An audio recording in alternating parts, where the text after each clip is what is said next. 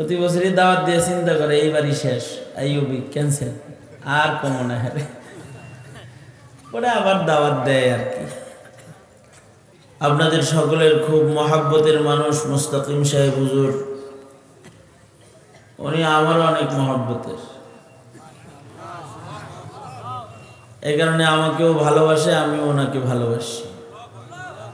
ওনার বন্ধু বান্ধব যারা তারা আমার মহাব্বতের, হাবিবুল হাবিবি হাবিবুল। এই কারণে বেচারারে প্রতি বছরই আমি কষ্ট দিই, কিন্তু বিপদে পড়ে আমার দাওয়াত দেয়, কারণ আমার দাওয়াত না দিলে হের যে দোস্তরা আছে হেরা হাসে না। মানুষ গুনাহের কাজে বহু রাত্রি জাগরণ করে, যেই রাত্রি জাগরণগুলো তাদের জাহান্নামের আগুনে নিক্ষিপ্ত হওয়ার কারণ হবে।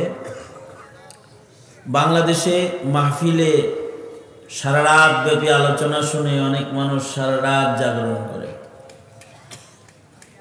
গুনার পরিবেশে রাত কাটিয়ে যারা দোজখে যাবে তাদের মোকাবেলায় ইবাদতের পরিবেশে সময় কাটিয়ে এই সময়গুলোর কোরবানিটা জান্নাতে যাওয়ার উসিলা হইতে পারে, যদি আল্লাহ কবুল করে। আপনাদের অপেক্ষা এই রাতব্যাপী সম্মেলনকে আল্লাহ তাআলা কবুল মঞ্জুর করে নিক, বলুন আমিন।